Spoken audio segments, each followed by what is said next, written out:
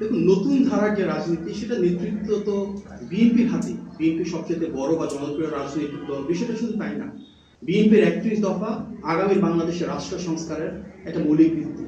আমরা দেখলাম আমাদের প্রতিদ্বন্দ্বী রাজনৈতিক দলও ঠিক ৩১ পয়েন্ট দিয়েছে। ৩০টাও না ৩২টাও না, ঠিক ৩১টা।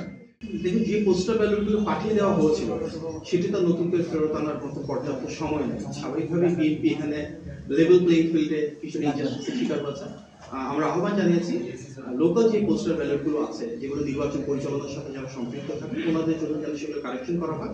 নির্বাচন কমিশন থেকে আমাদের কথা দেওয়া হয়েছে এবং এর পাশাপাশি আমরা এই বিষয়ে একটা সুষ্ঠু তদন্ত দাবি করেছিলাম যে কারা এভাবে উদ্দেশ্য প্রণোদিতভাবে ধানের শীষকে এমন একটা জায়গায় প্রতীক রাখা হলো যার কারণে অনেকে ভোট দিতে সমস্যা হবে।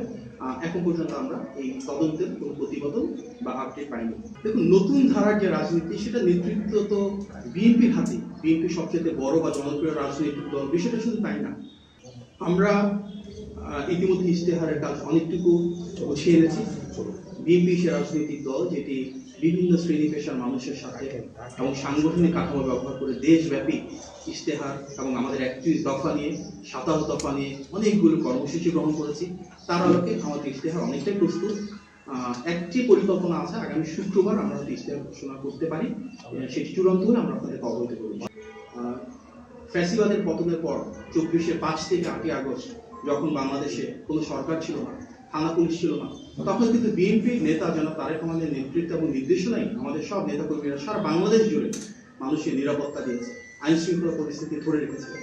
আমরা দেখেছি সংখ্যালঘুদের নিরাপত্তা নিয়ে অনেক অপপ্রচার ছিল, তারপরে পূজার সময় এবং আইন শৃঙ্খলা বাহিনীর অনুপস্থিতিতে বিএনপির নেতাকর্মীরা কিন্তু সাধারণ মানুষকে সাথে নিয়ে অন্যান্য গণতান্ত্রিক রাজনৈতিক দলকে অনুপ্রেরণা জুগিয়ে আমাদের পুরো বাংলাদেশের নিরাপত্তা দিয়েছে। আমরা যে বৃহত্তর জাতীয় ঐক্যের কথা বলি, সেই জাতীয় ঐক্য কিন্তু প্রতিষ্ঠা হয়েছে আমাদের নেতার নেতৃত্বে।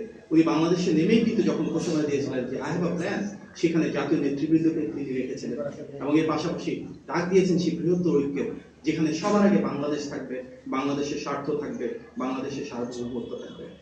বিএনপি সে রাজনৈতিক দল যেটি জনগণের ক্ষমতাকে বিশ্বাস করে। ইতিবাচক রাজনীতির অংশ হিসেবে কিন্তু গত ৫ই আগস্টের পর থেকে প্রায় ১.৫ বছর ধরে সবসময় কিন্তু বিএনপি তৃণমূলে চুপে গিয়েছে, সাধারণ মানুষের ক্ষমতায়নের জন্য কাজ করেছে। ৩১ দফা নিয়ে আমরা বাংলাদেশের প্রতিটি বিভাগ, জেলা, উপজেলা, ইউনিয়ন, ওয়ার্ড পর্যায় পর্যন্ত কাজ করেছে এবং আমাদের যে নির্বাচনী ইশতেহার, সেখানে ইনশাআল্লাহ বাংলাদেশের প্রতিটি শ্রেণী এবং পেশার মানুষের যে মতামত সেটি প্রতিফলিত হবে।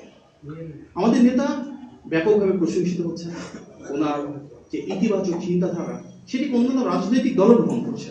আমরা দেখেছি উনি যখন বাস দিয়ে নির্বাচনী প্রচারণা শুরু করেছিলেন, একটা দল সমালোচনা করেছিল, পরে দেখলাম ওনাদের নেতাও কিন্তু পরবর্তীতে সেই বাসটাকে অনুকরণ করেছেন। আমাদের নেতা চেয়ার সরিয়ে সম্মান প্রদর্শন করেছেন সাধারণ মানুষের মতন করে, ওনাদের নেতাও করছেন। এই যে একটা অনুকরণ, এটা তো বিচ্ছিন্ন কোনো ঘটনা না। বিএনপির ৩১ দফা আগামী বাংলাদেশের রাষ্ট্র সংস্কারের একটা মৌলিক ভিত্তি। আমরা দেখলাম আমাদের প্রতিদ্বন্দ্বী রাজনৈতিক দলও ঠিক ৩১ পয়েন্ট দিয়েছে। ৩০টাও না ৩২টাও না, ঠিক ৩১টা।